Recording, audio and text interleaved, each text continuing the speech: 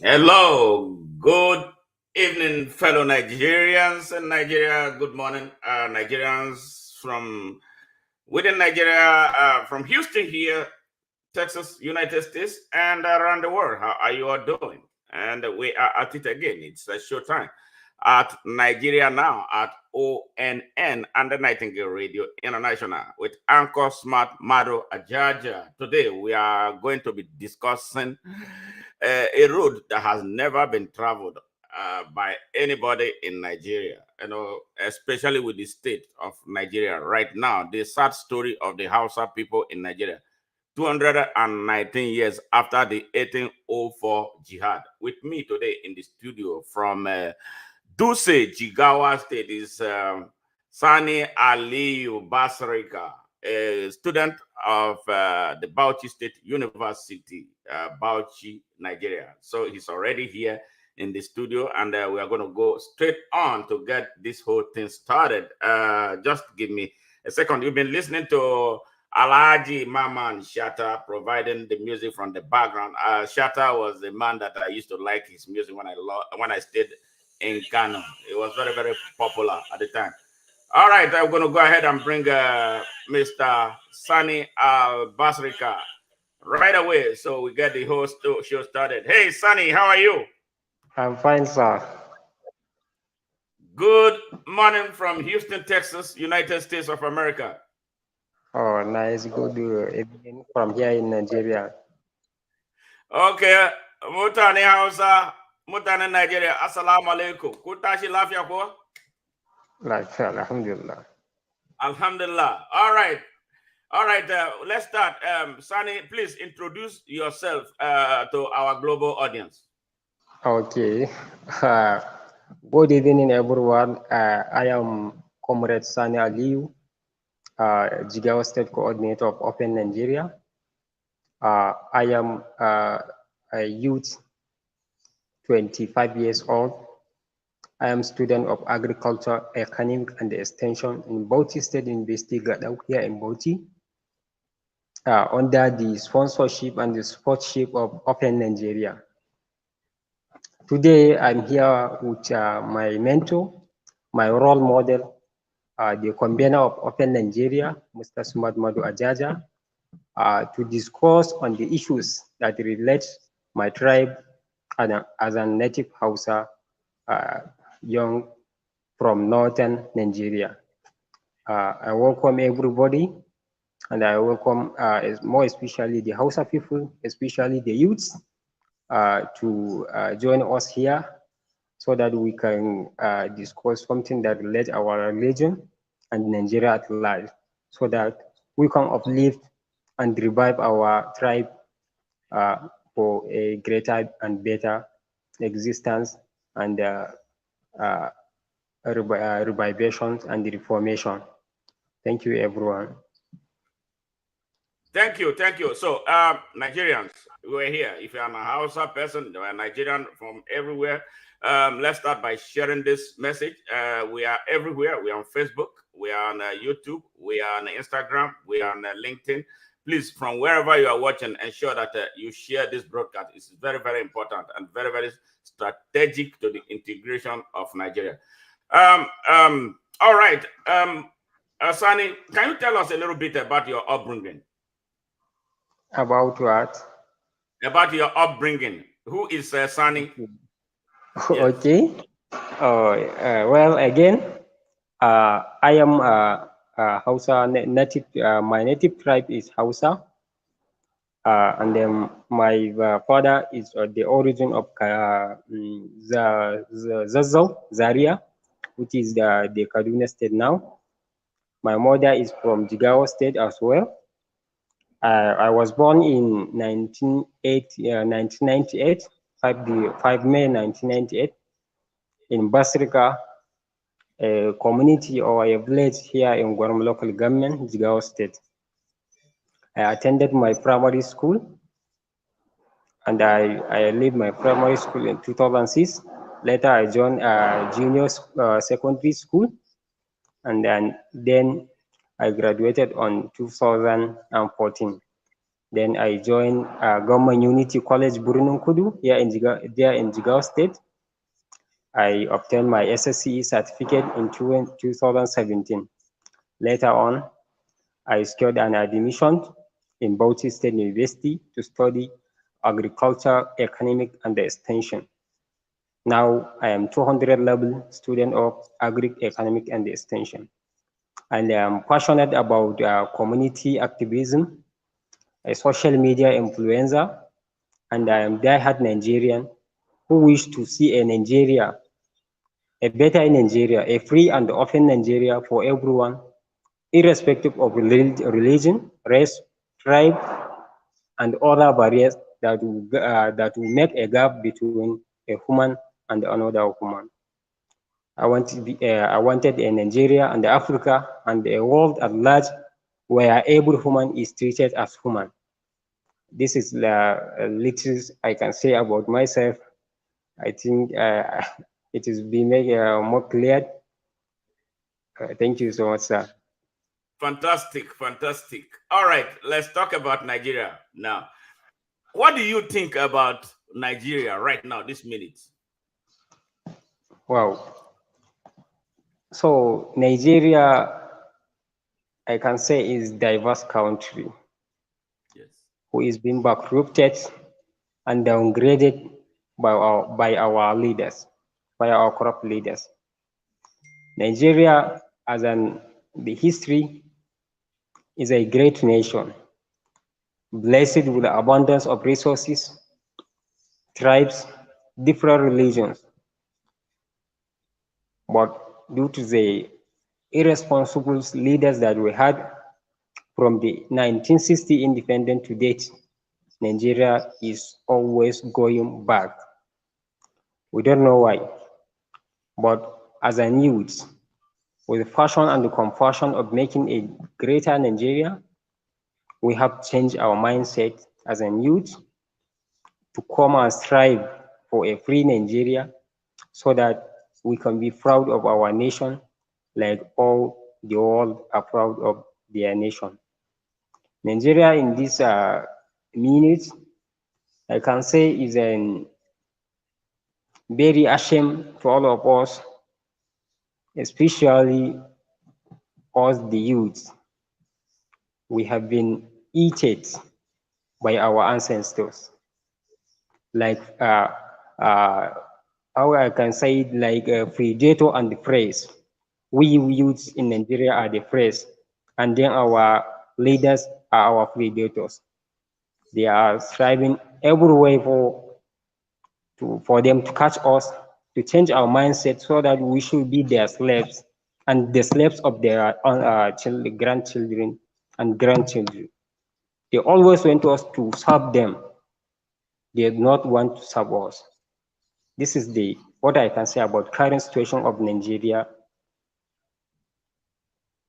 Thank you. Can you say this that you just said now? Can you say it in Hausa, please? I want them, the Hausa person who cannot understand English, to understand, explain this thing very deeply, because that has been the problem that we have. So the Yes, approach that we're going to use every means to get this message across to everybody in Nigeria so that they will understand the sorry state of Nigeria right now. Please say it in Hausa. thank you so much, sir, for this opportunity to relate it in my native language, which is more familiar with me. Assalamu alaikum. Sunana Muhammad Sani Aliyu Basirka. Cikakken ɗan jihar Jigawa, Gwaram Local Government daga ƙauyen Basirka. Ni ne jagoran tafiyar Ofin Najeriya a Jigawa State. Kan wannan ƙadami, an tambaye ni na yi bayani akan menene current situation, menene halin da Najeriya take ciki a yau. A matsayina na matashi, zan iya cewa Najeriya tana cikin halin ha'ula'i a wannan yanayi. Najeriya tana cikin wani halin ko in kula daga shugabanninta, wanda mu matasa ya kamata mu tashi mu mai da hankali, mu dawo cikin hankalinmu, mu amfani da damarmu da ilimi da talent da Allah ya bamu wajen ganin mun canza Najeriya daga ƙasar da take yanzu zuwa ƙasar da kowa zai ji daɗi. Ya kamata mu yunƙura, mu farga da abubuwan da suke faruwa tun daga samun 'yancin kan Najeriya zuwa yau. Ya zama mana abin kunya a matsayinka na ɗan Najeriya ka je wani guri ka ce wai kai ɗan Najeriya ne. Najeriya ƙasa ce da Allah ya albarkace ta da what I can say da resources. Muna da albarkatu na ƙasa wanda Allah ya albarkaci Najeriya da shi, tun daga kan petroleum, mai, muna da coal, charcoal, muna da abundant of resources, muna da albarkatu da yawa a Najeriya. So rashin ingantaccen amfani da wannan albarkatu da Allah Ubangiji ya mana a Najeriya shi ne yasa Najeriya take komawa baya tun daga samun 'yancin kanta shekara 63 har zuwa yau.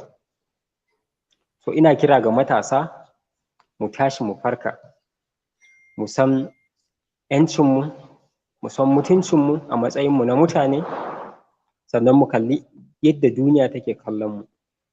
Duniya tana kallon Najeriya a matsayin koma baya a cikin ƙasashen duniya, wanda idan arziki ne kuma Najeriya na ɗaya daga cikin ƙasashen da za ka iya irgo su wanda Allah ya albarkace su da irin wa'annan masarufai. Ya kamata mu tashi mu yi karatu, mu yi kuma tunanin ta nutsu, mu yi aiki da fahimta da fasahar da Ubangiji Allah ya mana domin canza Najeriya daga Najeriya da take yau zuwa Najeriya mai kyau. zuwa buɗaɗɗiyar ƙasar da za a yi treating talaka kamar sarki, shugaban ƙasa kamar gwamna, yadda kowa zai sami equality, a samu haɗin kai, a samu transparency a tsakaninmu da shugabanninmu, talaka ya ji daɗi idan ta kama a kan doka, yadda za a yi ma ɗan sarki haka za a yi ma talaka. Ya kamata mu farka a matsayinmu na matasa don ceto Najeriya daga halin da take ciki. Musamman ina wannan kira ga 'yan uwana Hausawa. Hausa na ɗaya daga cikin yarukan da a Afirka take da population da ya kai aƙalla miliyan 86 as for 2006. Afirka na da Hausawan da suka kai miliyan 86. So out of them an bar Hausa a baya, Hausawa mun bari an bar mu a baya akan abubuwa da dama a ƙasar nan, wanda ya kamata mu farka. Idan za mu duba abubuwan da suke faruwa a arewacin Najeriya yanzu, duka masu shan wahala Hausawa ne, talakawa. Ana kashe mu kullum, a hana mu zuwa gona, a hana mu zuwa gurin aiki, ga tsadar mai, ga tsadar abinci, abubuwa da dama. Ga babu isasshen kiwon lafiya da hanyoyin da za mu tafi ko mu je gonarmu ko kuma mu yi wata tafiya wanda za ta kai mu ga wani guri da za mu je mu samu albarkatu. To saboda haka ina kira ga matasanmu, mu farka, mu ceto Najeriya, mu ceto Arewa, sannan mu ceto yarenmu na Hausa daga halin da ya faɗa na tsawon shekaru aru-aru da suka gabata. Idan ba mu canza ba, ba mai canza mana. Wannan shi ne kirana gare mu Hausawa, da fatan Allah Ubangiji ya ba mu ikon gyarawa, Allah Ubangiji ya ganar da mu. Na gode. Thank you so much, sir. All right, good. Now, Sani, you are young, 25-year-old, and then you started in your opening statement that you are a community activist. What led you into activism? What inspired you? What made you want to stand out as someone who is making a difference in the community? And from what I'm seeing, what my close relationship with you has been since you joined the Open Nigerian Consciousness. So what is that thing that inspired you to start doing what you are doing right now?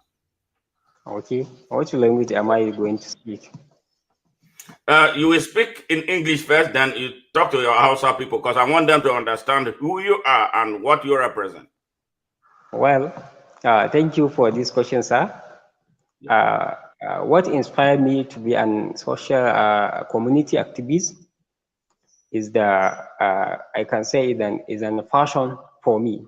I've uprised with it. My passion to serve humanity is like I can say it is a destiny to me, because I grew up in a community, a village where most of the people around there is poor. We used to go to school. We used to manage to go to school. From primary school, we did not have a nursery school or free class school. We just started from primary to junior school, where we only sit on the ground, and then we did not have even a writing materials like book or pen to write something. We come to a long journey full with the difficulties and the challenges in our upcoming to this date. What inspired me to be an activist or a community activist is to help my people out of darkness and enslaved that they were being bankrupted from our leaders, or those that have something in their hands. They used to dethrone or use our talent to use us, and then while they use us, they dump us unless we start regretting. So I don't want a situation where my community or my people, Hausa people in particular, to be in such situation. This makes me inspired and look at about some people that engage in such activism, like Muhammad Musbau Basrika. I extend my thanksgiving to him for guiding me into this path to be an activist to help my community, especially my friends, youths, to help my elderly women and women, and then persons with disability with all I can. Uh, I rise up in a family, a poor family, I'm sorry to say, who do not have a silver or golden spoon. But I wanted to strive and change the narration, inshallah. And then I believe with my strive and struggle, one day this may be an history, and then I will strive again to change some people mindset, especially our local people who used to think negative in various aspects, to think wisely and to go and secure an education so that we can join hands together and make things better for us and our community. Thank you, sir. Very good, very good, very good. Now you are here. Now, Yeah. what do you know about the history, just briefly, because we are going to go into deeper things. I'm going to ask you questions bit by bit. What Yeah. what what what can you summarize as the brief on your brief understanding of the Hausa history, the history of the Hausa people? So, well, Hausa people is a Hausa language, is a native language in Sahel and Savannah areas of southern Niger, northern Nigeria, Burkina Faso, Cameroon, and so many various African countries with population of about 86 million people. Hausa is a language, our language. We used to speak Hausa. The history of Hausa is from a man called Abu Yazid, who people used to call him Bayajidda. He's a man from eastern countries who came to Nigeria and then reside in Katsina. And let me cut the story short. He is the origin of Hausa, Daman, Bayajidda. So this is the brief history of Hausa, and then Hausa dominated almost all the northern Nigerian states as for last uh, hundreds or 200 above years back, which is now the story is have been changed due to some circumstances. Hausa people become a minute in North, and they do not have something to say about every circumstances or situations in the North. Hausa people are minor, and then they are the most abundant people here in the North today. The issue of Almajiris is Hausa people.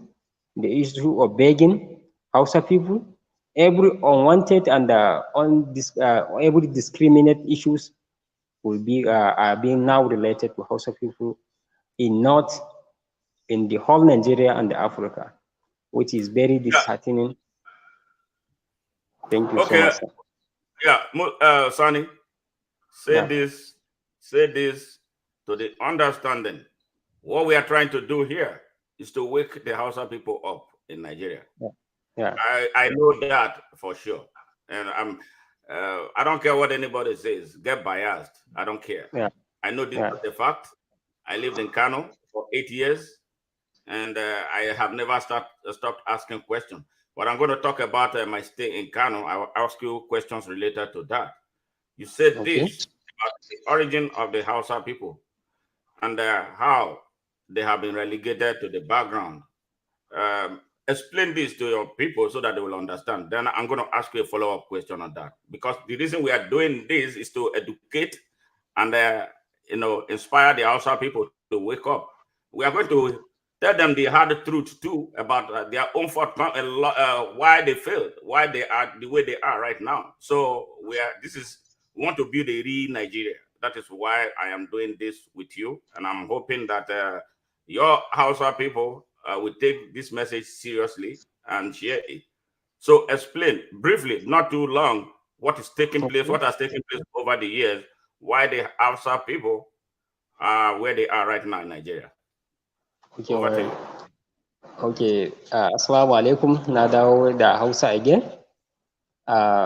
Wannan tambaya an tambaye ni na bada tarihin Hausa a taƙaice. Kamar yadda muka sani ana koyar da mu tarihin Hausa tun daga junior school ɗinmu zuwa secondary school. Ana koyar da mu menene tarihin Hausa tun daga background. Idan ban manta ba kuma an sanar da mu cewa akwai wani wanda ake kiran shi da Bayajidda, shine kaman origin, mutum na farko da aka declaring Bahaushe, kuma shi ake relating Hausa. Idan aka ce Hausa to zaka ji an ce Bayajidda. Hausawa sun samo asali zan ce daga kaman Katsina, tunda a nan ne lokacin da Bayajidda ya zo ƙasar Najeriya ya fara bayyana. Sannan Hausa na ɗaya daga cikin yaren da gabashin ko in ce Afro-Asian countries na Afirka, Hausa na ɗaya daga cikin manyan yarukan da ake magana da shi a Najeriya, Niger, Burkina Faso, Kamaru, Chadi da sauran ƙasashen da suke zagaye da Najeriya. Hausa ita ce yaren da aka fi amfani da shi a arewacin Najeriya. Sabida haka ne ma ake relating da komai kaji an ce arewacin Najeriya za a ce maka Bahaushe. Amma wasu dalilai sun saka Hausa, yaren Hausa ya dawo koma baya a arewacin Najeriya ƙasa da wasu yaruka. Kuma duk matsaltsalu da wasu tashin-tashina da tashin hankali da zaka ji, ko wani abun Allah wadai da sauransu, zaka ji ana relating ɗinsu da Hausa, mutanen Hausawa.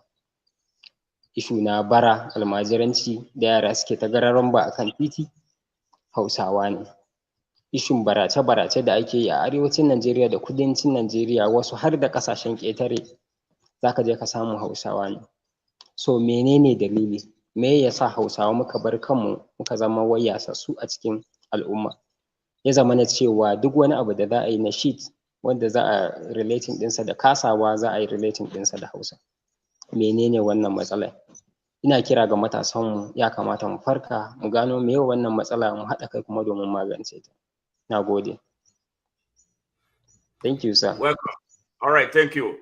Thank you. Now, you have said this. The Hausa people have a commanding population supremacy in the north of Nigeria. How come that when there are elections in Nigeria, do they vote? And how do they vote? What convinces them to vote the way they vote? They have been voting. Okay.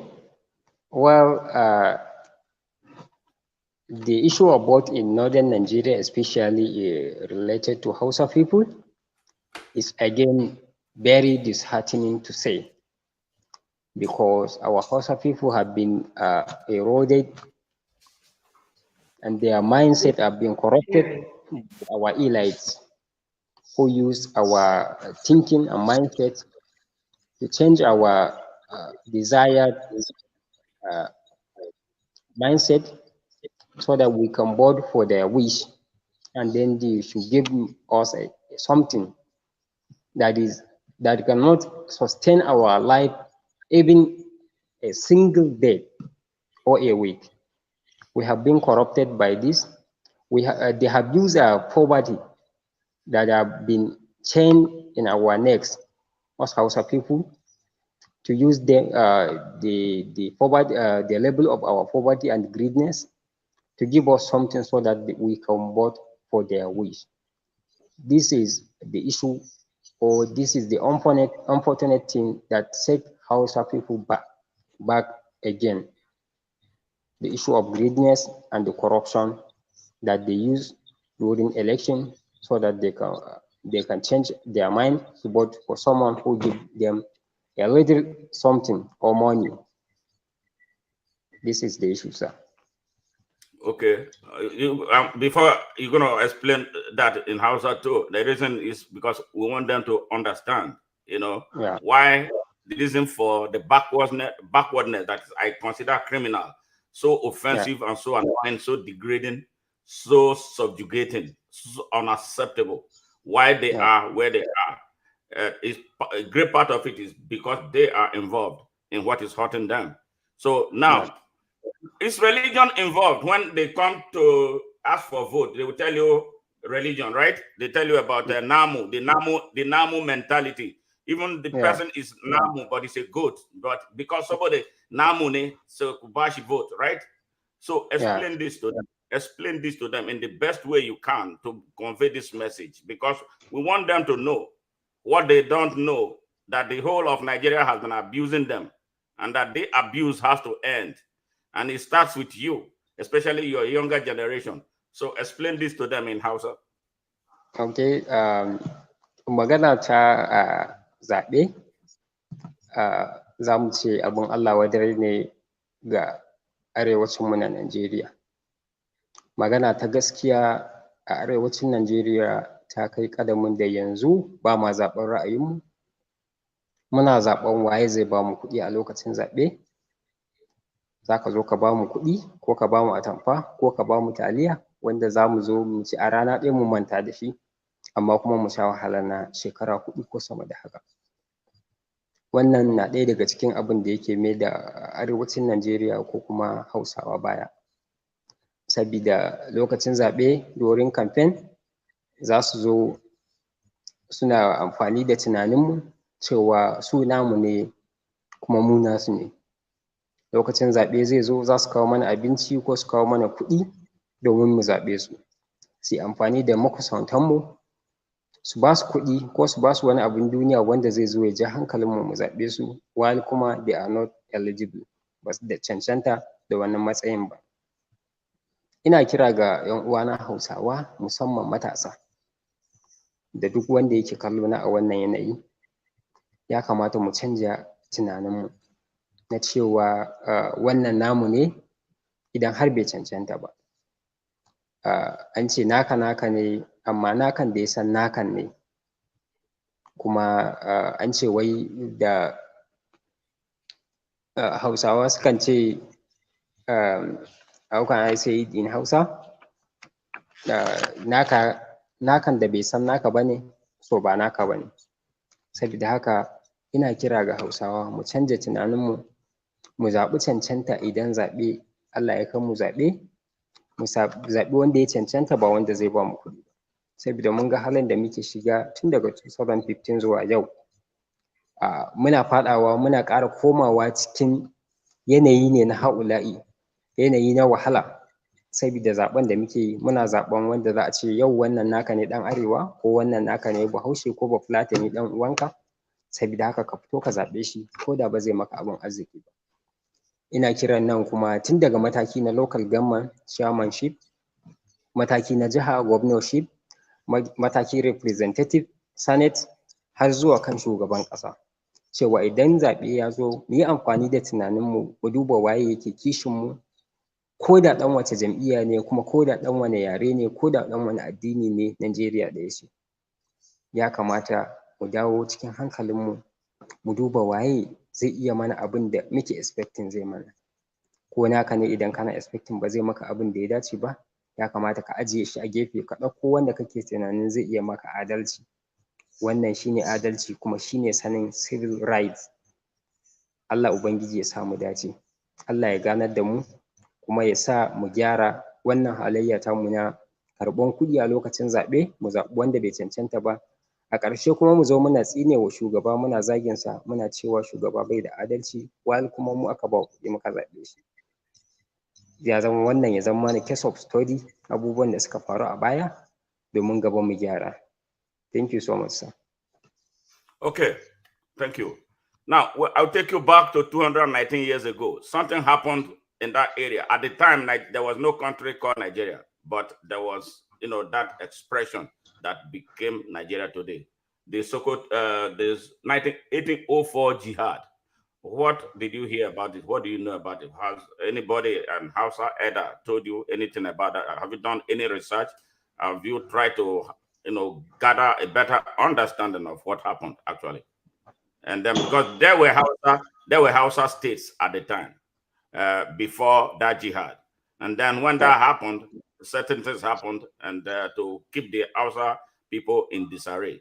So, what do you understand? What did you know? What have you done as a scholar, as a student, to research your own history about that? Okay, well, with regard to 1904 jihad in the northern 1804. Nigeria, Yeah. 1804 jihad in the northern Nigeria Yeah. is something very complicated and very disheartening to us, the North, and especially the Hausa people. I can say as from 1804, the history of Hausa people start to be tarnished up to date because of the some strategical uprising of jihad by a man called Usman Danfodio. Let me give you a brief history of Usman bin Fodio. Usman bin Fodio is an native Fulani origin man born in 15 September 1754 in Gobir. He rises and lived in around Sokoto and died on 20 April 1817 in Sokoto. He has children like Muhammad Bello, Nana Asmau Danfodio, and so on. And then he is the elder brother of a senior brother of Muhammad Gwandu, the first Sultan of Sokoto. He is the man of religion. As for before 1804 jihad, there is existence of northern Nigeria. Before the existence of Nigeria, there is many religious leaders, many traditional leaders who are ruling some cities, or I can say some communities here around the north. And then they are practicing Islam as well before the independence or before the existence of Nigeria, before the appearance or coming up of Usman and Fodio. There are several kingship or kingdoms here in the north, and they are elsewhere practicing Islam. The religious leaders are more prominently or and they are more well known as Hausawa. Even every kingdoms or uh, traditional rulers here in the north are Hausa people. Hausa people own their region. Uh, with the coming of or bringing of Damfodio, he start declaring publications for Hausa people to uh, again revive their Islamic religion practices. The way they are practicing their Islam is somehow complicated or unfortunate.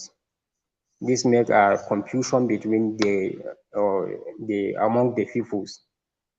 And then he started publishing some books and some journals and sending it to the religious leaders and the kingdoms so that they should come and revive their religion, which is it is somehow complicated to them.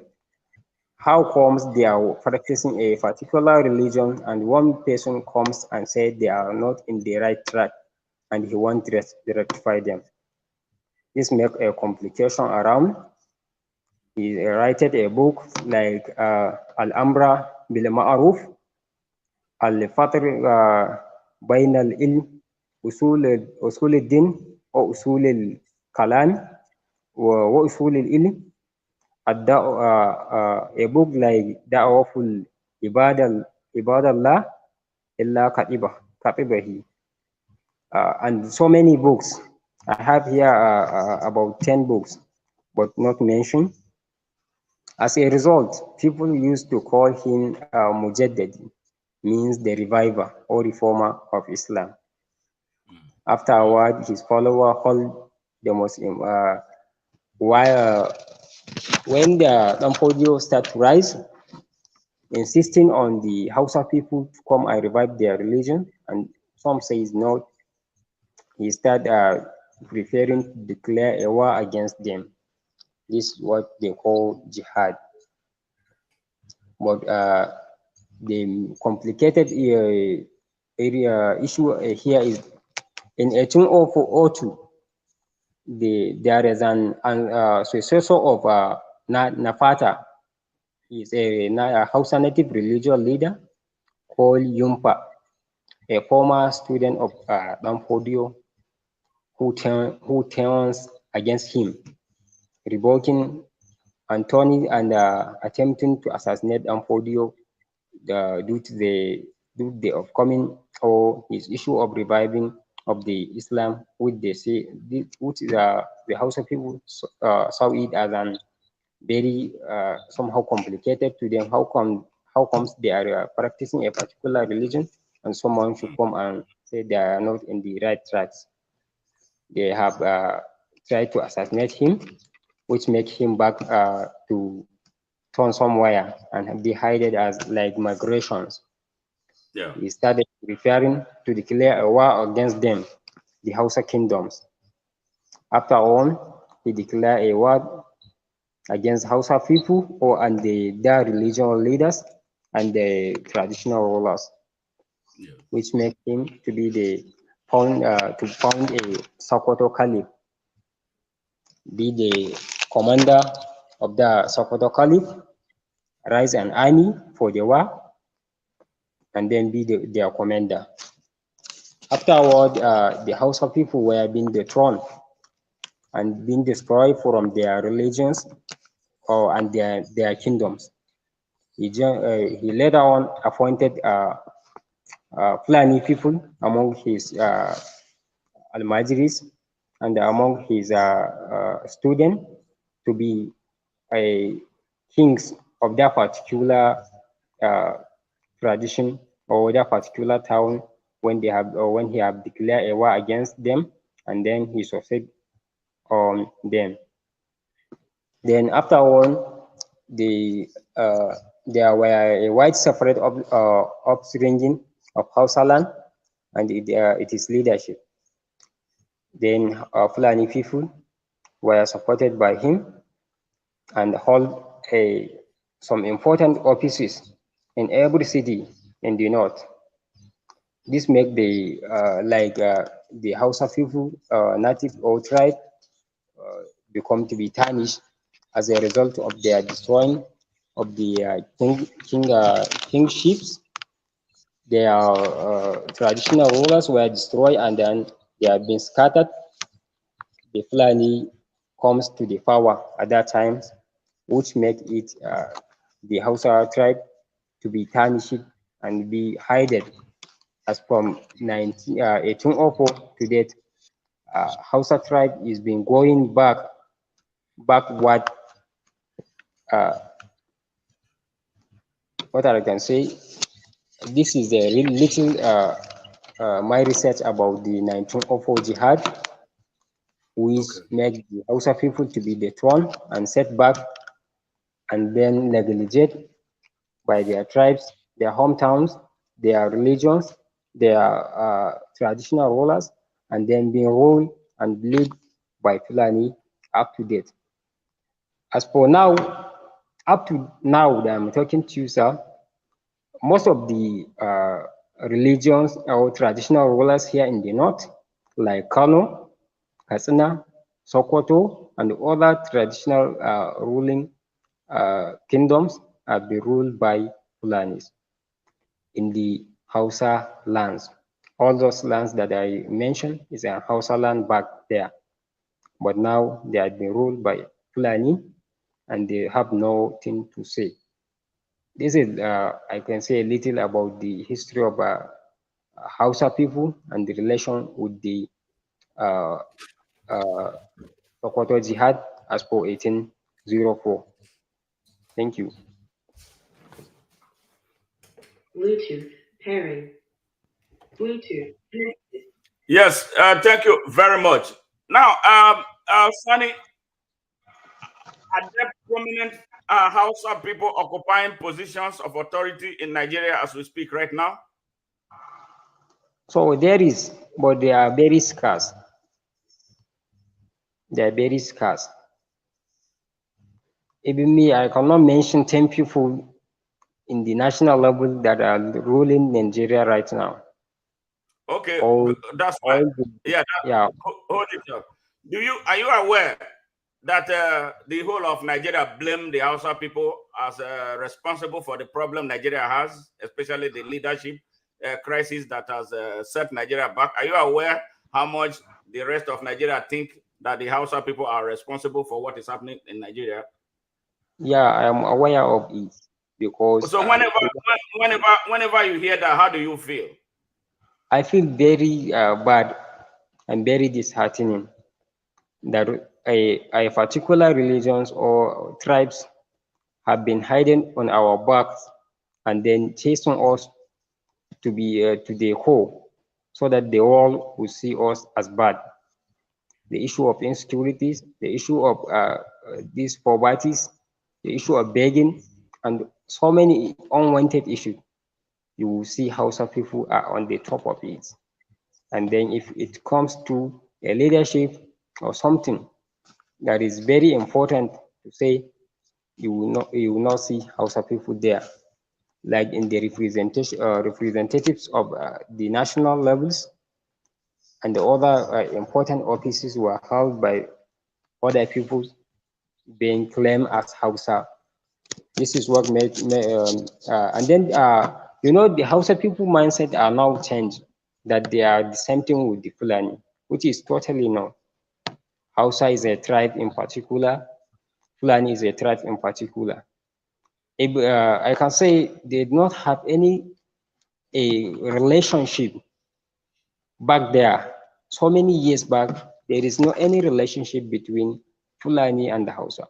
Hausa people used to stay in the town, used to do business or religions, used to learn education in their schools, and then Fulani are living in their forests, bush as an pastoralists or nomadish to rear their cattle and then take the dairy products and byproduct of their cows to the Hausa people there in the town so that they can exchange with something important to them. But for now, Fulani people have dominated Hausa people on their land.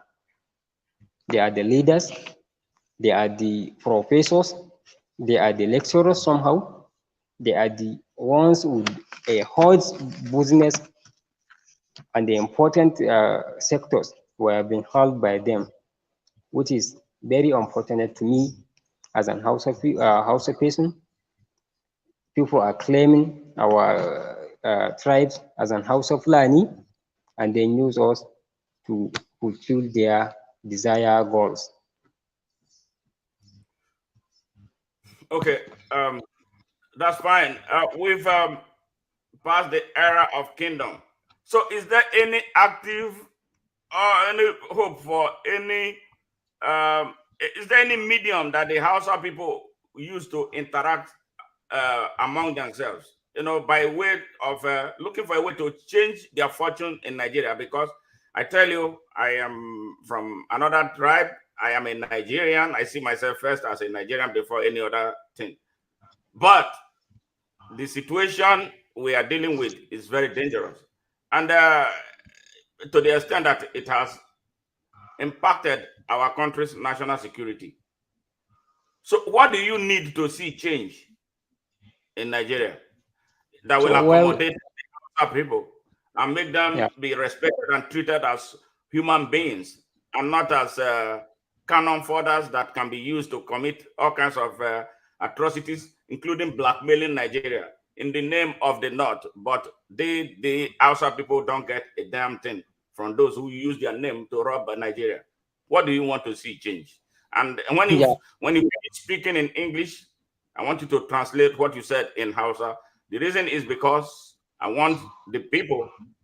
This is an unbiased thing, but this is unfair to a people because a lot of Nigerians don't know what is going on in the north because they are so quick to judge. Because if you see every time they will call you a Aboki in a manner that is disrespectful. Aboki is a good thing; it's a friend. But the way some people say Aboki, when they say it, they are trying to discriminate against you. The way they use it now. In fact, if I have my way, I would tell them to make that a hate crime in Nigeria. The Yeah. way they turn you down.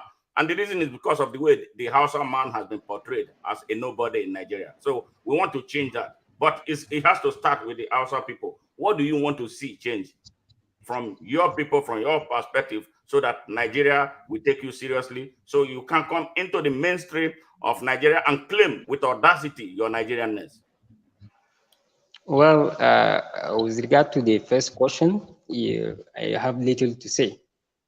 The only and the most unfortunate thing is that our mindset have been corrupted.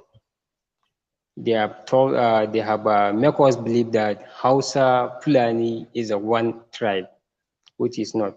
I have mentioned it earlier. Hausa is a tribe in particular, and Fulani is a tribe in particular. So their people have changed their mind and believe that Hausa and Fulani are the same thing. This will not allow them to make a platform so that the Hausa people can speak a one voice. They can stand under one umbrella, which is Hausa tribe, and then Fulani should stand on one umbrella, which is Fulani.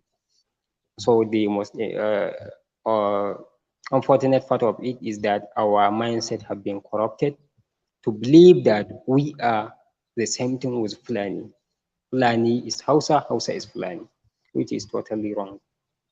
And with the issue of how I feel and how I wish Hausa people will be revived again is that as an Hausa man or Hausa youth, I wanted Hausa to be revived again.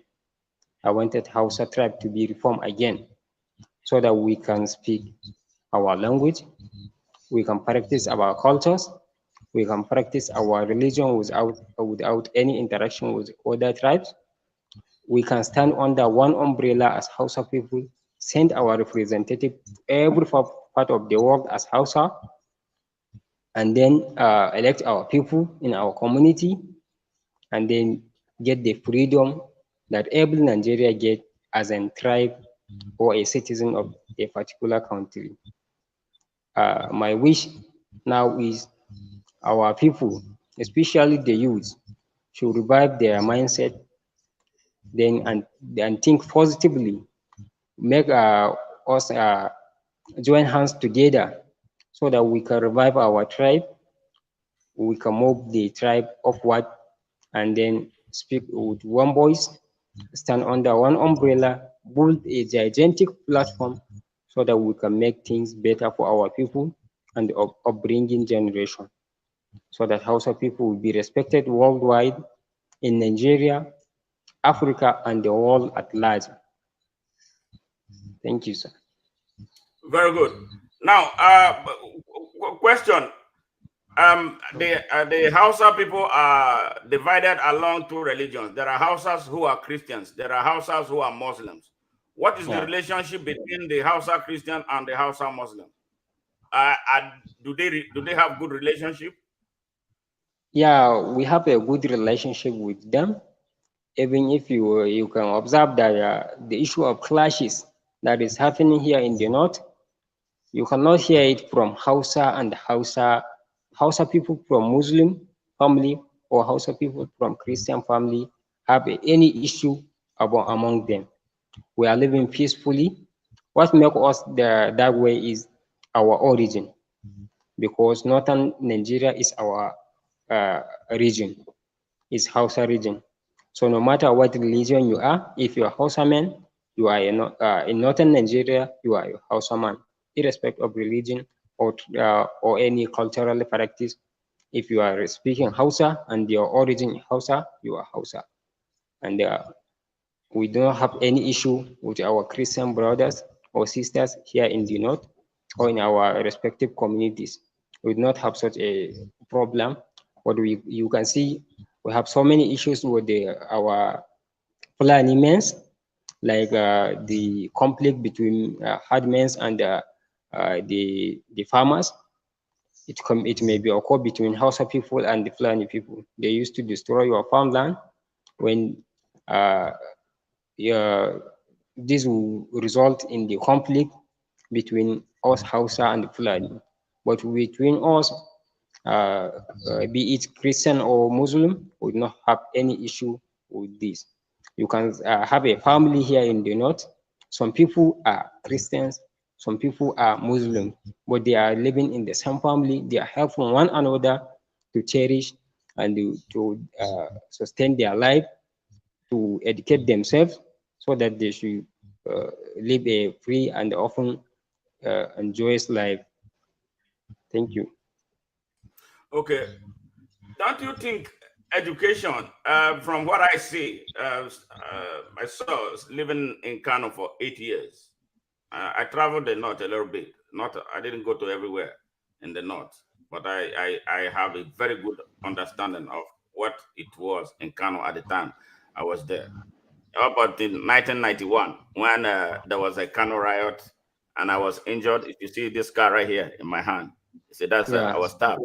Yeah, and they killed thousands of people because the killers thought that we were not Nigerian enough, or because we were not what they wanted to see. And then Nigeria has not gotten better since then. Don't what and there have been the elites from that part of the country. Is it like the Hausas are deliberately denied access to education? Why is it that Hausas are the most uneducated people? The illiteracy in that part of Nigeria is something that nobody has made any serious attempt to address, especially as it affects the Hausa people. What is happening? Yeah, the issue is many, sir. But the most unfortunate part of it is that there is population control, unplanned beds. I'm sorry to say, but because our people don't used to hear this thing, there is poverty. And then, as I know, there is no any donation or any denied of Hausa people access to education.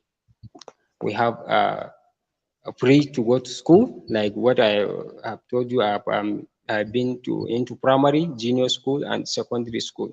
My secondary school, even though it's a boarding school, yeah, I get that opportunity, and many of Hausa people get that opportunity. The issue is that people are giving birth to many children that they cannot take their responsibility due to the scarcity of economics, due to the scarcity of resources. They have born so many children. Some people used to send the like five children among their 7 or 10 children to the school because they can only sustain or they can only take that responsibility. Then the other should be taken to Almajiranchi so that they should go and beg. This make us to be seen everywhere begging.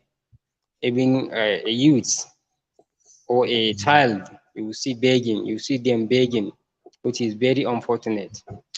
People in the north are not denied for education anymore. They are not doing this. Everyone has access to education, but it is determined by your resource or your economic standard. If you have enough resource, you can take your children to the cities so that they can get a good education. If not, you can put them in the governmental schools, public schools, so that they can get what they can get. And then with their dedications and distribution, they can make it possibly. But this is the issue that make us to be seen abundant without education. And then we have a belief that some people in the north still do not believe on modern education, formal education.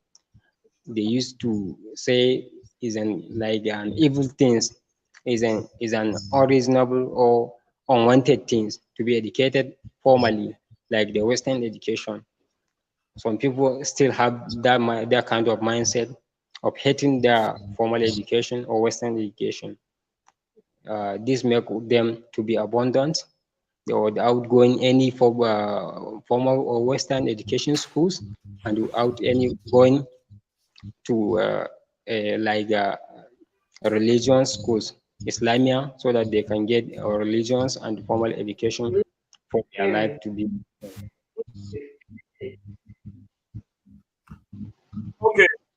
No, but I understand in Nigeria that education free.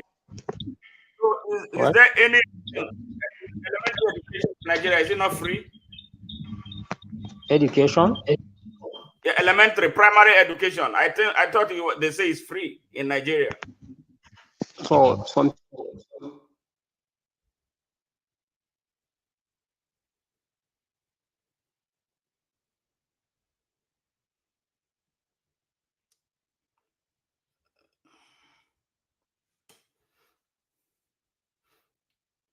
It looks like we're having a connection issue with Sunny.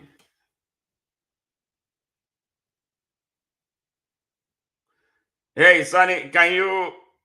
It looks like we lost him temporarily. Let's see.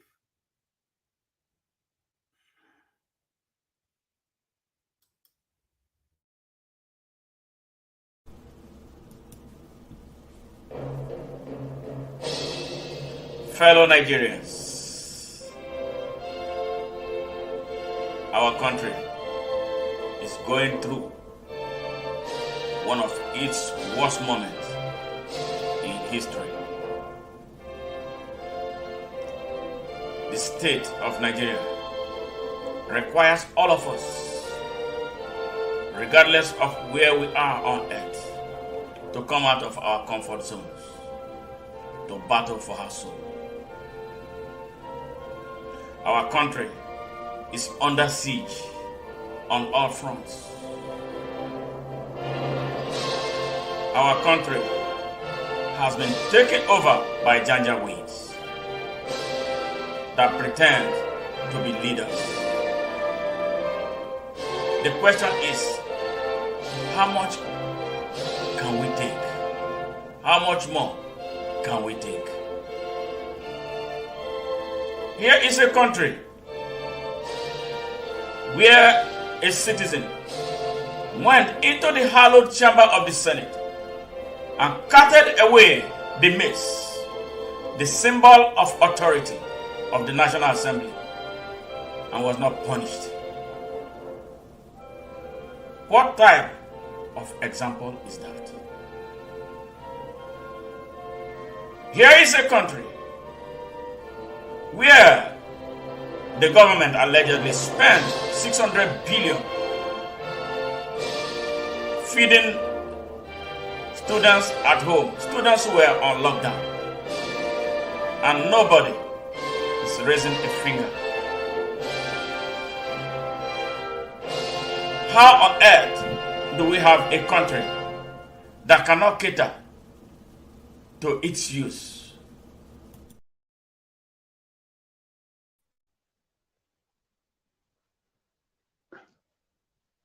well, welcome back.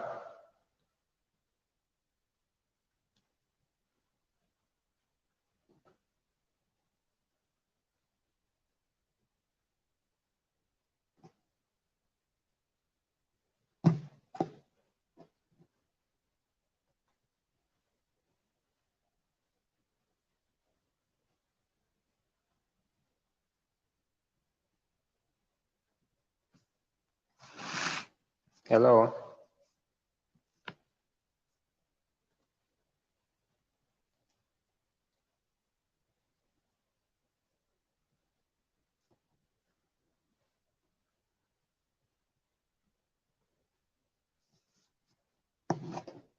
Hello.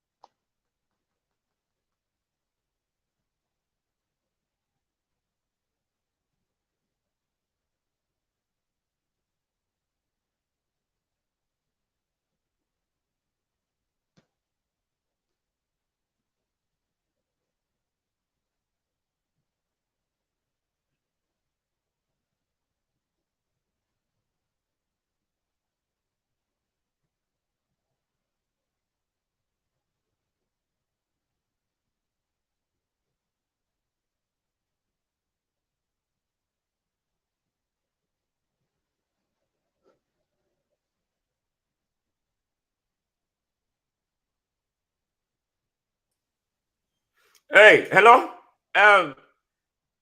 Sunny. Hello, sir. Can you hear me? I'm sorry for Yeah, the I can hear you, sir. disconnection. I don't know what happened, but we must Okay. do this whether devil likes it or not. Yes, the last Okay. question I asked was, I believe I have an understanding that primary education in Nigeria is free.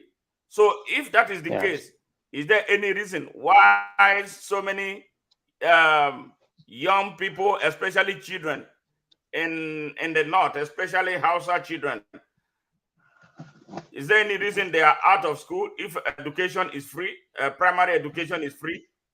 And don't you Yeah. think the government should have a policy? I don't care. There's no reason why that amount of the number of young people should be out of school. I don't care about it. It doesn't happen anywhere. Don't you think that it's an emergency, because this thing has been happening since perhaps before independence, and now we Yeah. formed a country called Nigeria, and the millions of our Yeah. children are out of school. It's a sin. Yeah. It's a sin against those children. I don't care Yeah. how they were born. I don't care whether their parents had so many children. All we can do is to now start advising them. But those children are already here with us, and we close our eyes to them. That is the reason I asked you that question. Don't you think should be done? It's an emergency. Do you know why we have a Boko Haram? Who is the fighter for Boko Haram? They recruit these poor children to become Yeah. to start killing. They don't even know what they are doing. So what do you think should be done? Because that thing needs to be addressed. What do you think should be done to address it?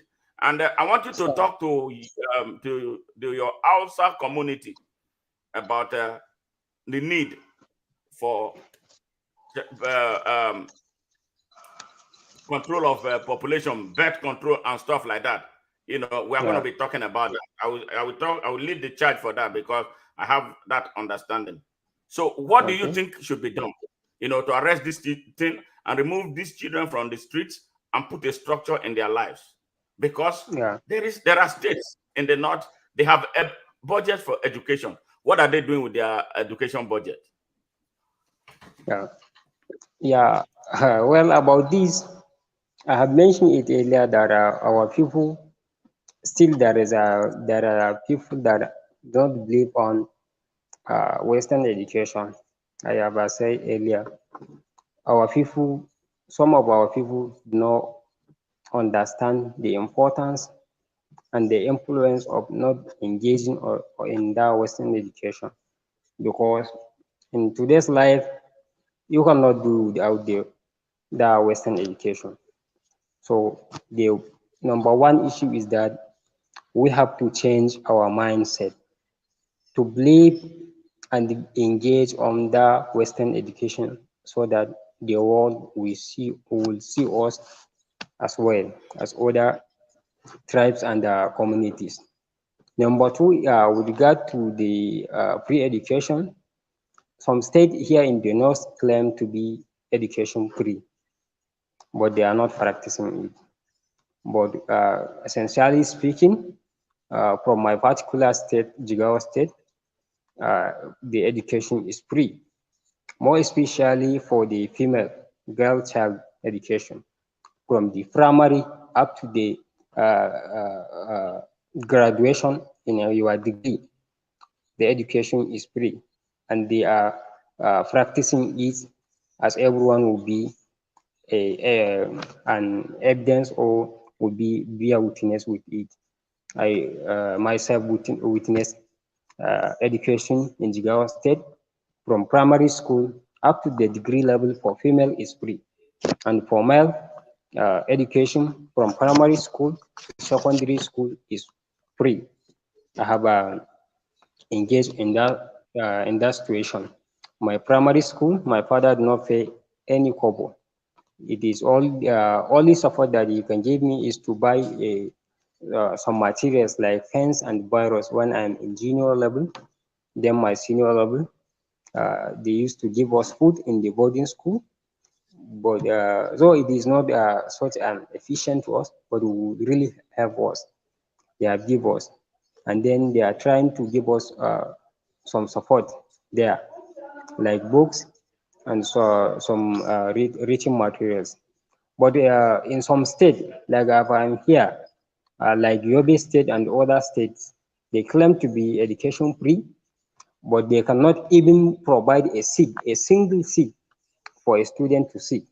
Their students still are practicing an ancient form of education.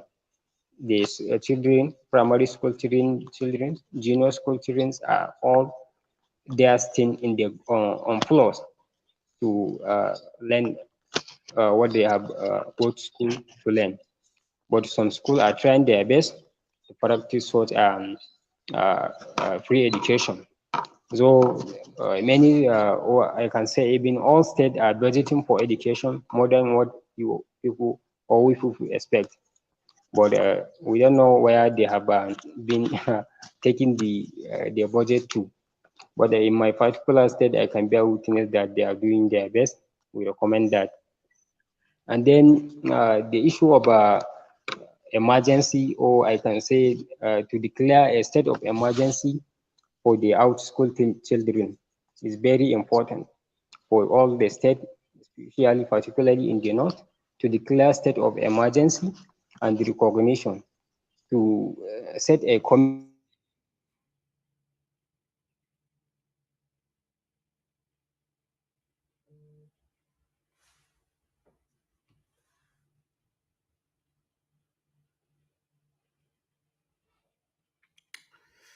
Yeah. Network. Okay. Sunny, can you hear me?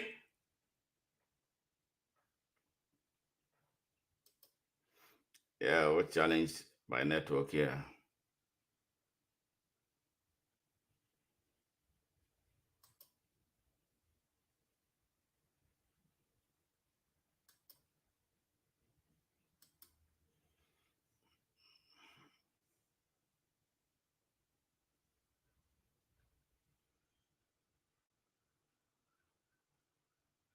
Yeah, we lost Sunny here.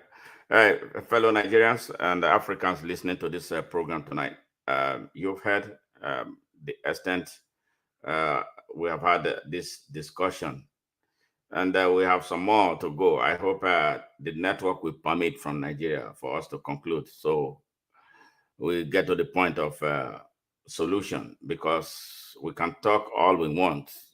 And if we don't profile solution, actionable solutions, we can't get anywhere. We'll be right back.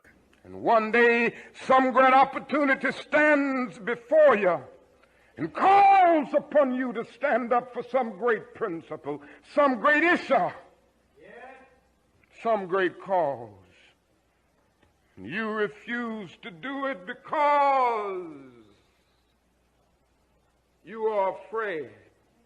You refuse to do it because you want to live longer. You're afraid that you will lose your job, or you're afraid that you will be criticized, or that you will lose your popularity. Are you afraid that somebody will stab you, or shoot at you, or bomb your house? Yes. And so you refuse to take the stand. Well, you may go on and live until you are 90, but you're just as dead at 38 as you would be at 90. And the cessation of breathing in your life is but the belated announcement of an earlier death of the spirit. You died when you refused to stand up for right. You died when you refused to stand up for truth. You died when you refused to stand up for justice. Welcome back. We lost connection with Sani from Nigeria, and we're hoping that he gets back. And then for us to conclude this, yes, we see, especially those of us from other parts of Nigeria who have had this, what is like a traditional blame for the Hausas as being responsible, obviously for everything that has happened to Nigeria, especially through its leadership crisis. It has been debunked. These people are suffering. seriously. I've lived there and I understand what is taking place. But I think their own part of the problem is that they have been so quiet. All this, and then supporting those who have been repressing Nigeria, from all over Nigeria. They use them to gather the votes, and after they get their votes, they abandon them into hell. And then it continues.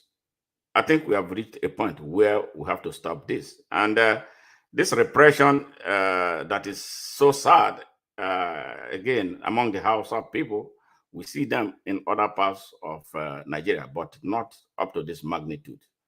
What is happening? What has happened since the past 219 years to those people is nothing but a genocide, big time genocide.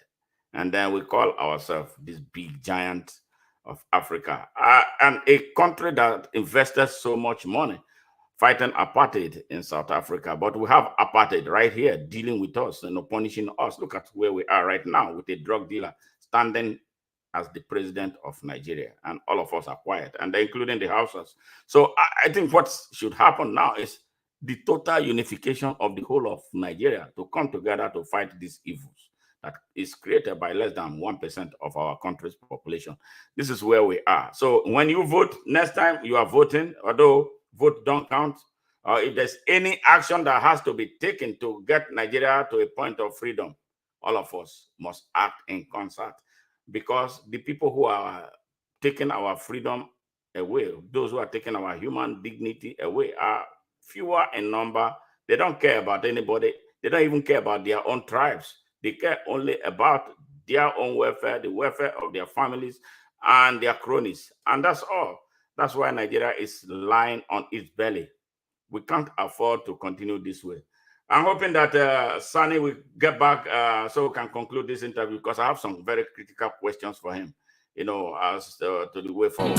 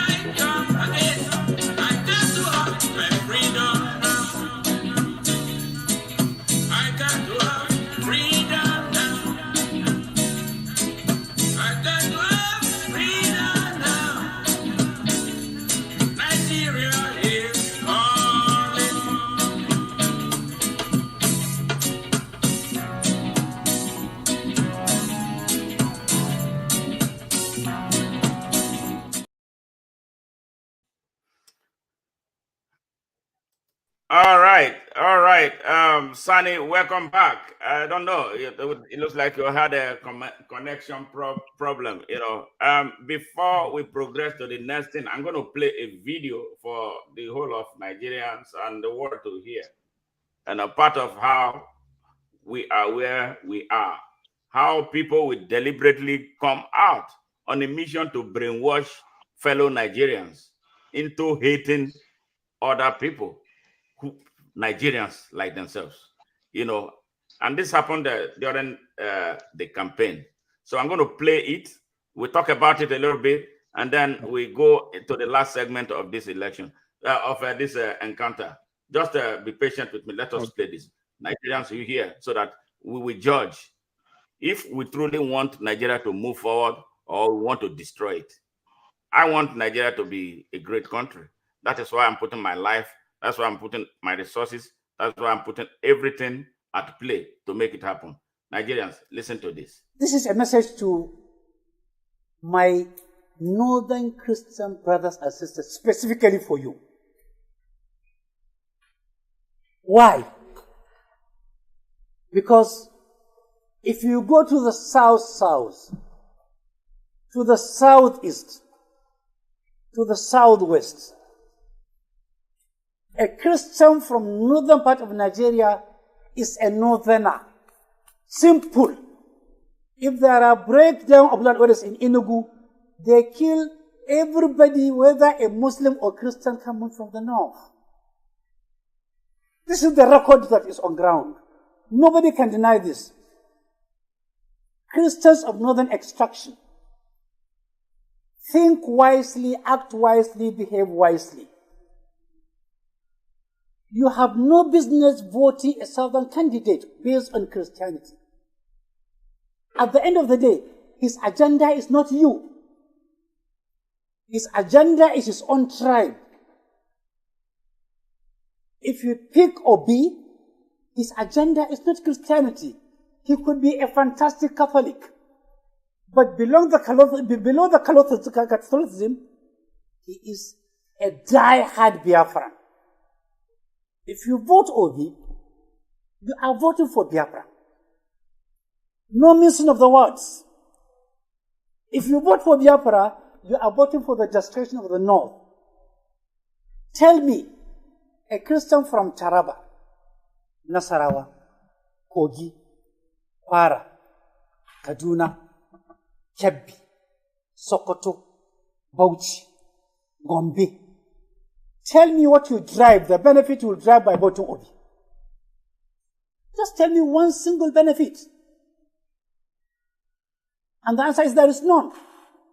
If you want to know the answer is true, go to Enugu, go to Aba, go to Inewi, go to Akwa Ibom, go to every part of the south as a Muslim, as a Christian, and ask for a land to build a church. I thought Christianity is supposed to be universal. Go and ask for a land to build a church there as a Christian from the north. You will never have one. You will never have one. But all over the north here are churches owned by people from where? From the south. The land is owned by them. The church is owned by them. You go to these churches for service. You give the usual weekly tithe to them. They are eating fat, growing fat on you as Christians, brethren, belonging to the body of Christ. But if you want to know that you belong to different Christianity, go over there and ask for a land to build a church. Not even the mosque. Not even a mosque. Indigenous Muslims in the south now are building mosques and Islamias with hard-earned money, but with a lot of intimidation from government. A lot. We've given them enough accommodation. But the truth is that they are not thinking Nigeria.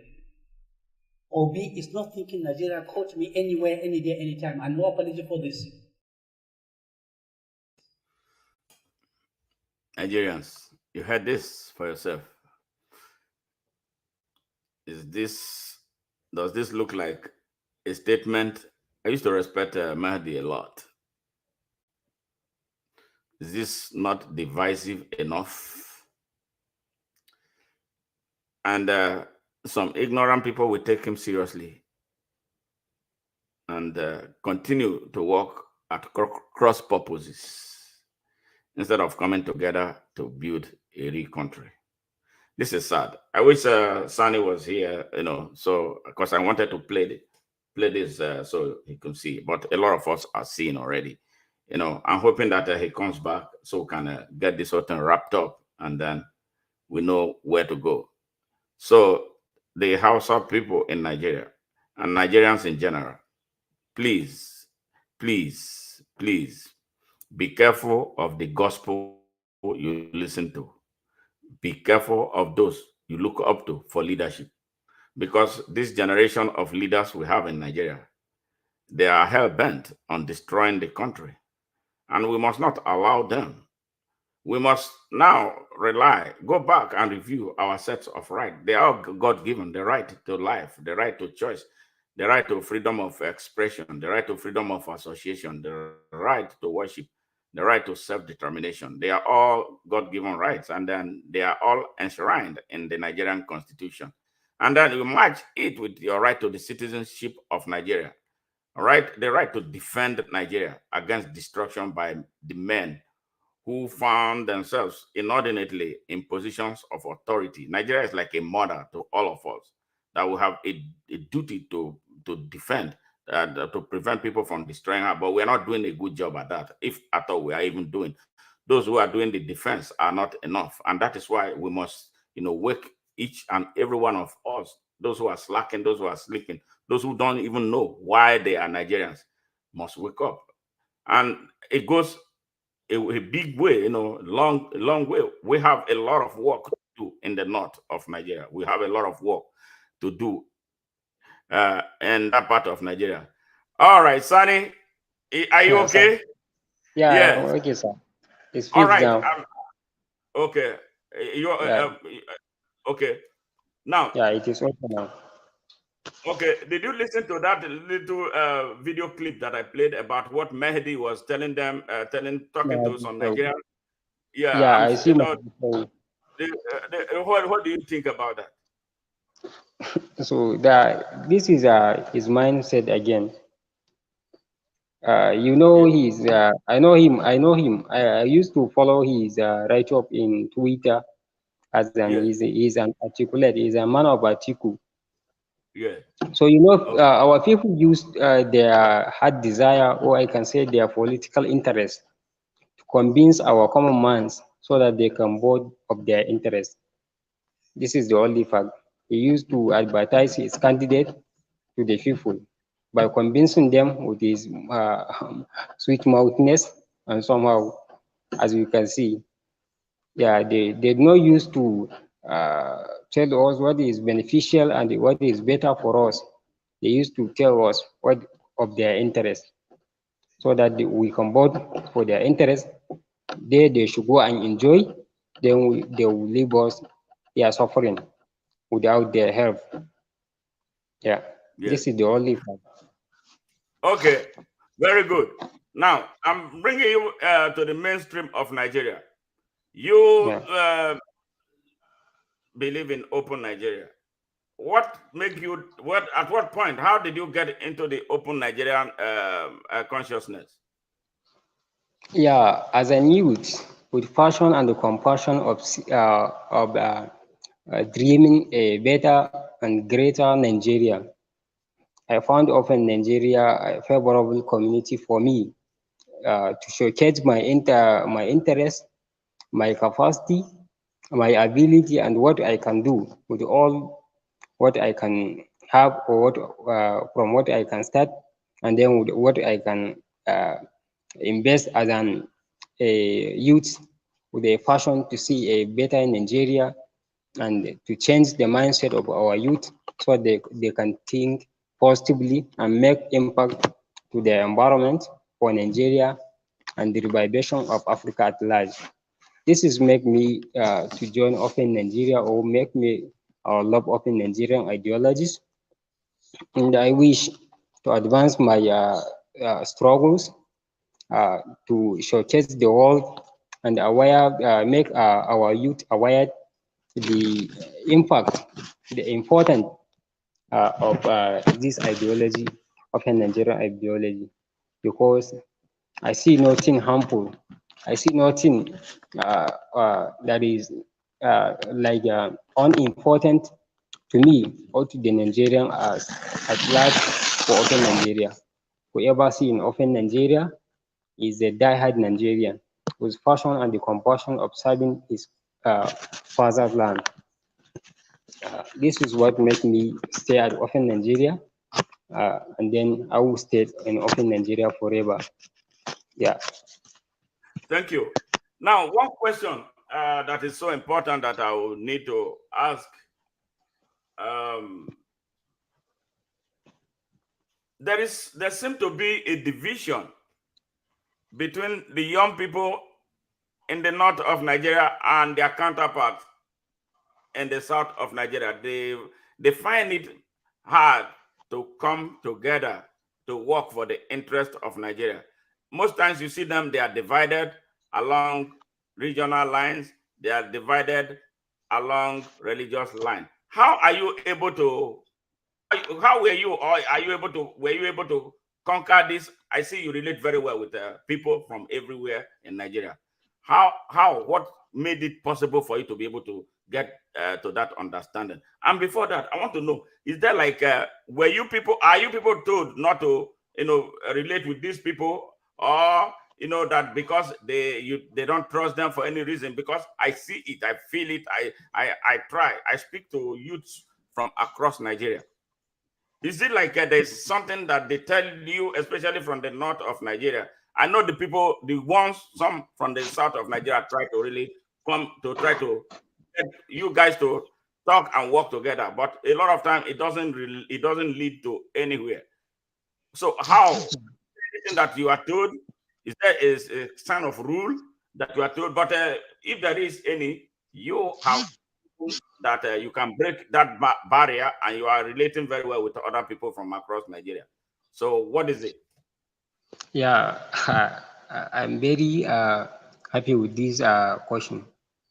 Uh, you know, the things behind this is that we people or youth in the north, we are not well civilized.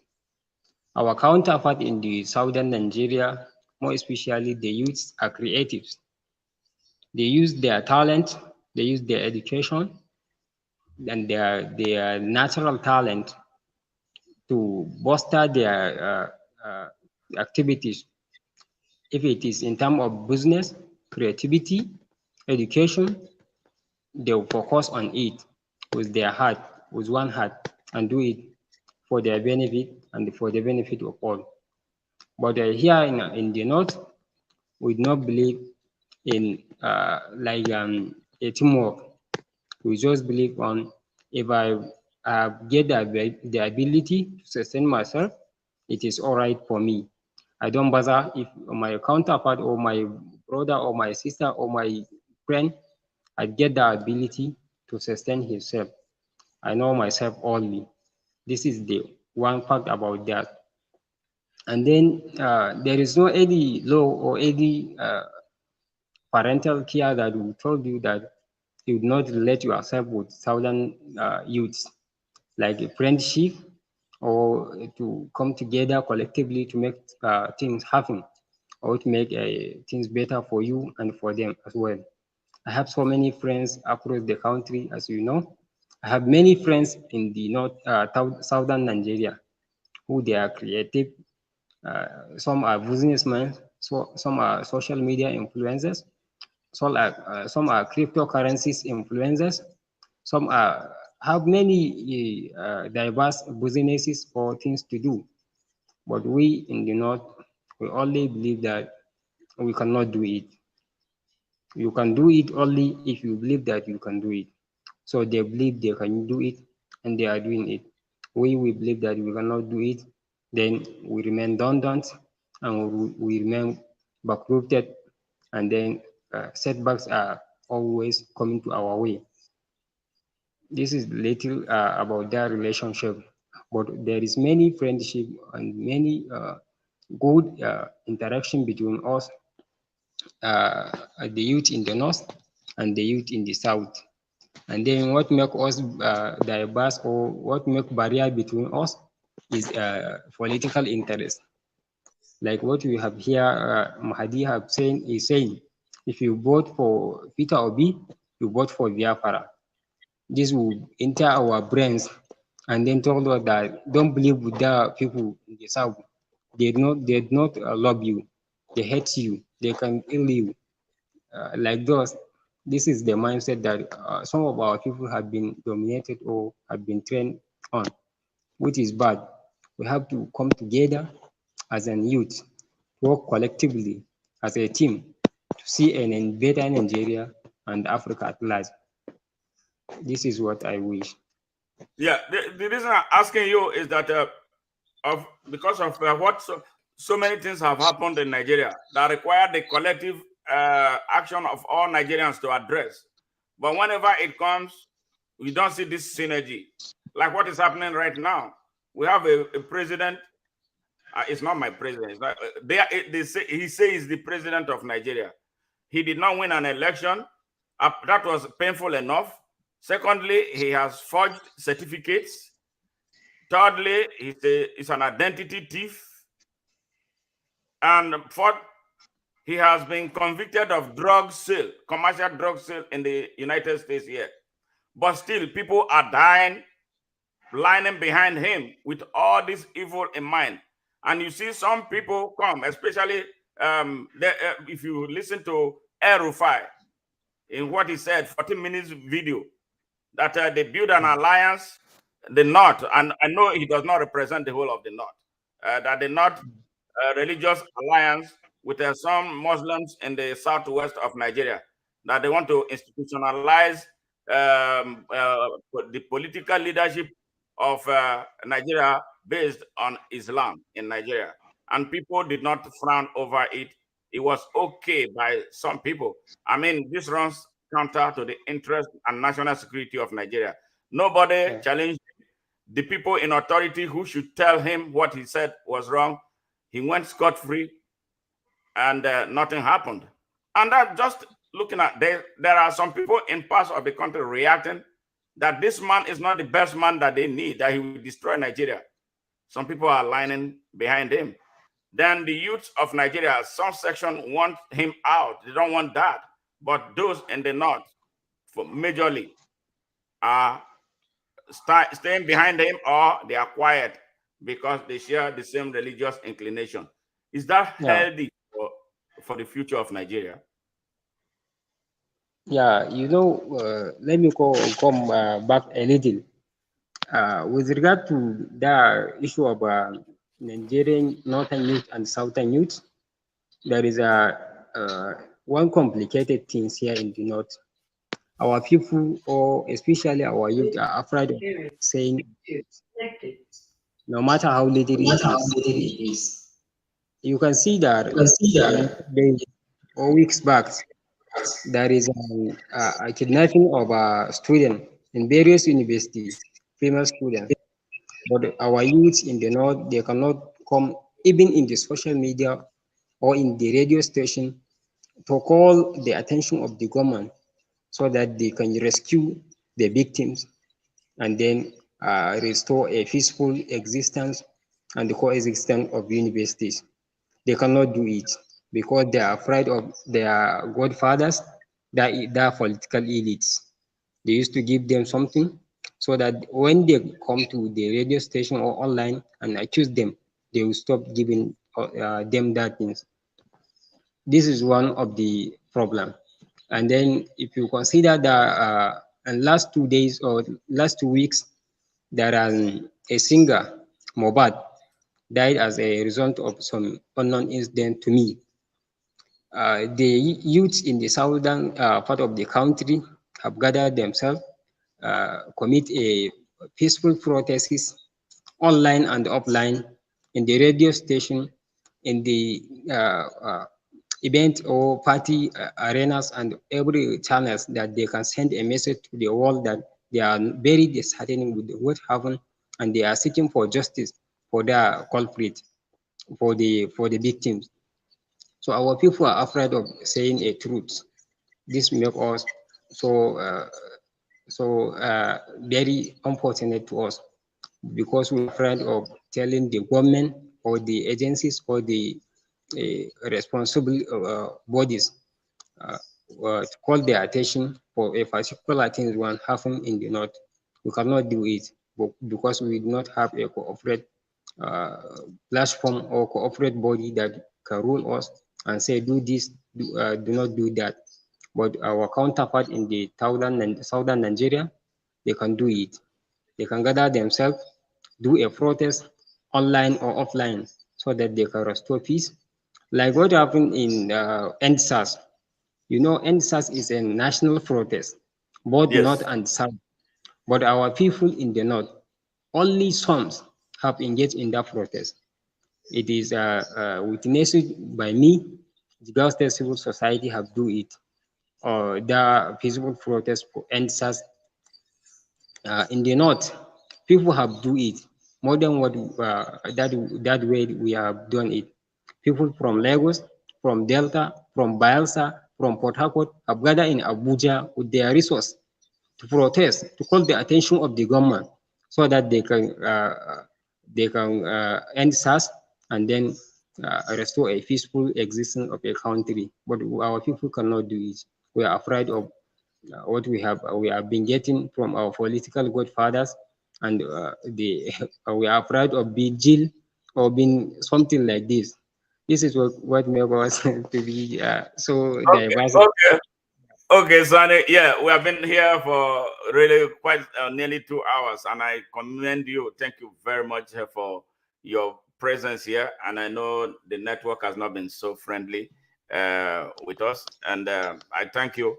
But before you leave, I want to ask you something, and I want you, because the reason we are here is to inspire the Hausa people.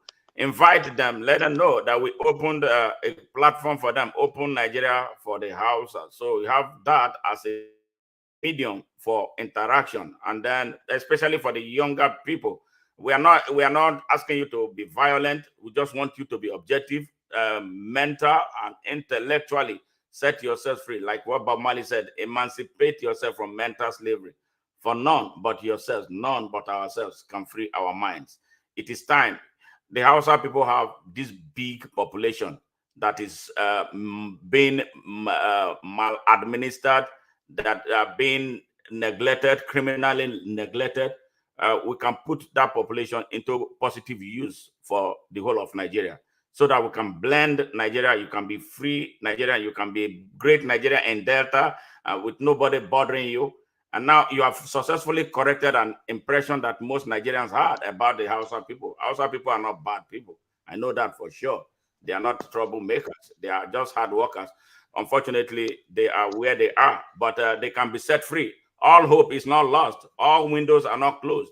So I want you to speak to your people in your tongue. Use your language to talk to the Hausa people that there is hope for them, but that they must do some work. They must start taking education seriously. They must start living an organized life, that there is a platform that they call Open Nigeria for the Hausas. So go ahead and do that, and then we'll conclude, and so you can go about your business. Okay, can you hear me? Yes, I'm hearing you. Okay, I'm not hearing you well, but I hear the question. Let me answer it. Go ahead. Yeah.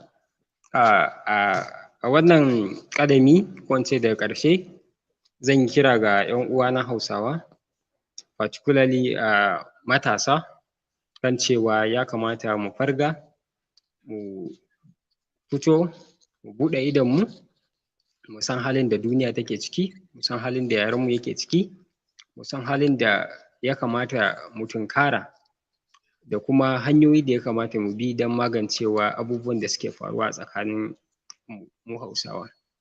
Ina kira da babban murya ga matasa, mu haɗa kanmu, mu creating wata platform wanda za mu yi magana da murya ɗaya, wanda idan abubuwa sun taso, wanda ya kamata mu fito mu yi magana a tsakaninmu, ko mu kira hankalin gwamnati, gwamnatin jiha ne ko gwamnatin tarayya ko gwamnatin local government, domin ta zo ta magance mana wata matsala, don kuwa amfaninsu kenan a wurinmu.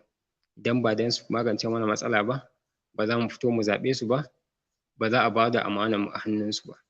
Saboda haka ina kira ga matasa, especially Hausawa na arewacin Najeriya, da mu fito mu haɗa kanmu, mu gudu tare, mu tsira tare, mu zama tsintsiya maɗaurinki ɗaya, kamar yadda muke ganin 'yan uwanmu matasa daga kudu suna haɗa kansu don ƙwato 'yancinsu da kuma samun abubuwan amfanuwar rayuwa da duniya take tafiya da su. Na gode. Thank you so much, sir. Thank you. Sonny, it's been. But I'm not hearing you well, sir. Can you hear me? Are you hearing me now? You well. Yeah, I can hear you. I don't know why. Can you hear me now? Yeah, I can hear you. All right. I said thank you very much for taking your time, to do this, and I appreciate you. We're going to be bringing you back from time to time, and I want you to populate get other Hausa people, especially the young ones, involved in populating the Open Nigeria platform for the Hausas that we created. We want to use that to reach them, to educate them so that they can evangelize. Hausa is a great population. It's a strategic population in Nigeria. They have a duty. Your generation has a duty to defend the Hausa race, to defend its interest, to positively publicize the Hausa people to the world. If you keep quiet and allow other people to take over and tell you who you want to be, you are not doing yourself a disservice. It's time to speak up. You hear me now? It's time to speak up. Speak up for your people. Speak up for Nigeria. Be positive participators in whatever is happening in Nigeria. When it's time to vote, I know there are very scholarly, very intelligent Hausa people. I want to see more Hausa people as governors. I want to see more Hausa people as senators.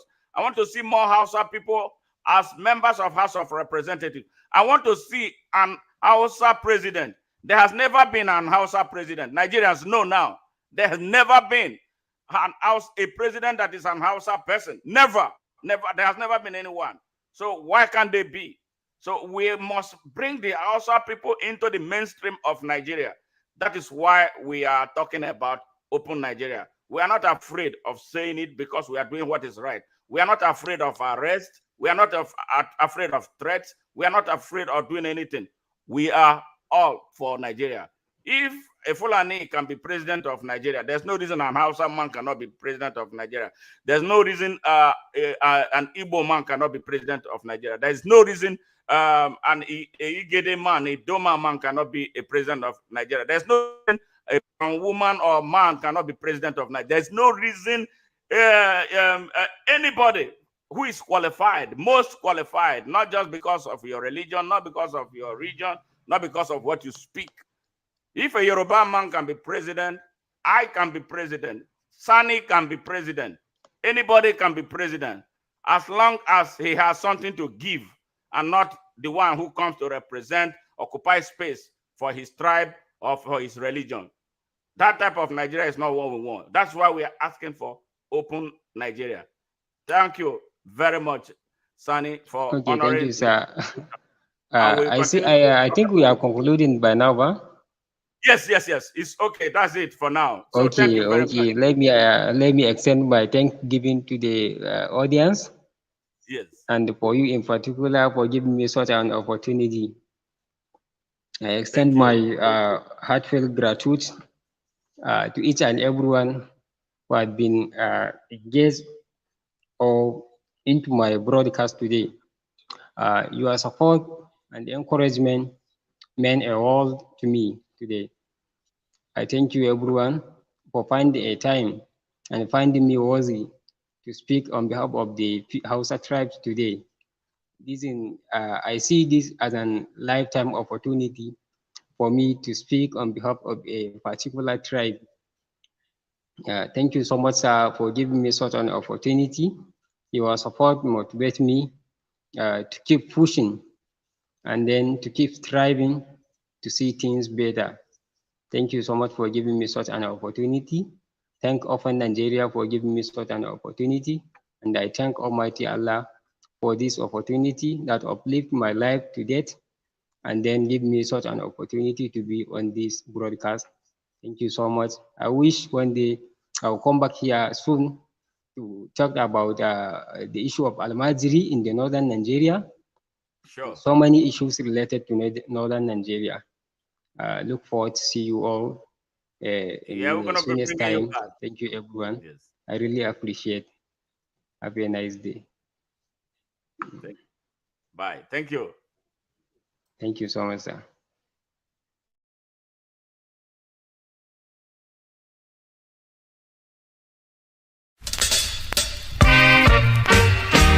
Hey! Yaduro! Slam! Hey!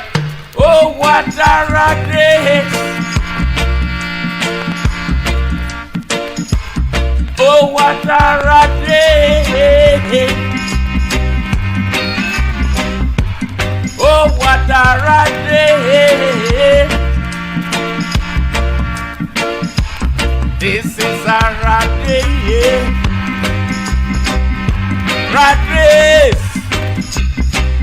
some are lawful, some are bastard, some are jacket.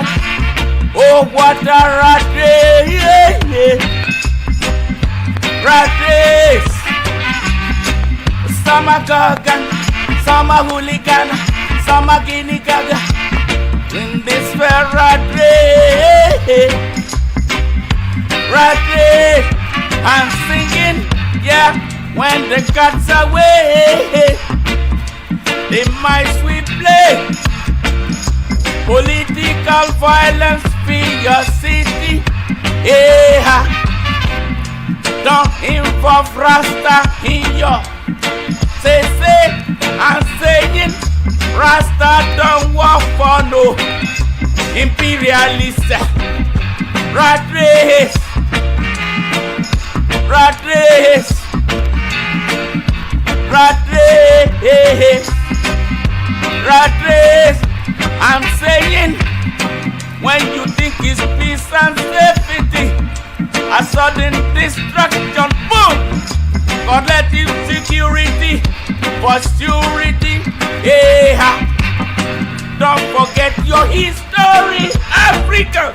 Know your destiny in the abundance of water.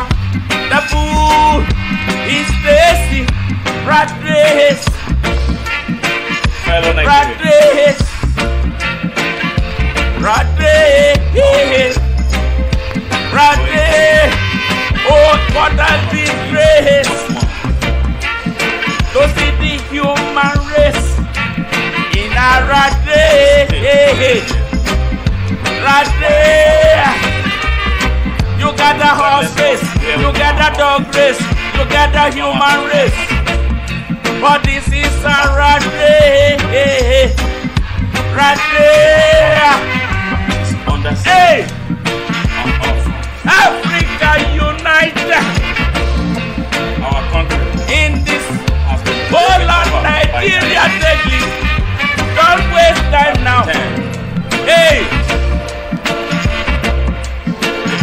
Hey! How much?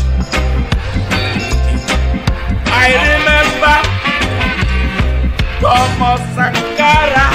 Here is a country. Emperor Haile Selassie. Here is citizen. Hey! Went into the hollow chamber of the Senate and carted away the symbol of the National Assembly. And what type of example is that? Here is a country where the government allegedly spent 600 billion feeding students at home, students who were on lockdown, and nobody is raising a finger. How on earth do we have a country that cannot cater to its use?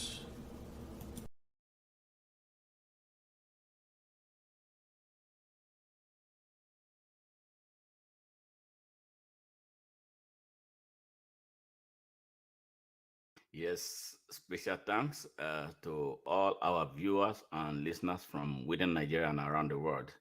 Thank you very much for your usual support. And if you have not subscribed to our YouTube channel or followed us on Facebook, please do so now, because we want to present an alternative to the Nigeria's mainstream media that has been emasculated and prevented from speaking the truth the way it is to the people of Nigeria, and for the understanding of the world of the true position of what is taking place in Nigeria. We cannot continue to live this lie that our country has become. So we all have a responsibility, to build that country. A country where no man will be oppressed.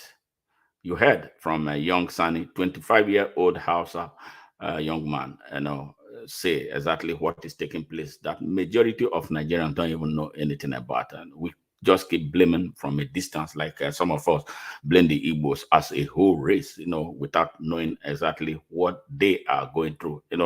I believe that Nigerians at one point or from various parts of Nigeria are going through one thing or the other, as a result of one thing, the tragic failure of leadership, the type of evil men and women that we choose on purpose as the faces of leadership in our country. Look at what they have turned our country into. Isn't it time we came together to build a new foundation, an elastic foundation that will accommodate each and every one of us, regardless of our orientation? Can't we build that country? Can't we build an open country? This is a question for the rest of us to answer. God bless you all, and God bless Nigeria. Bye for now.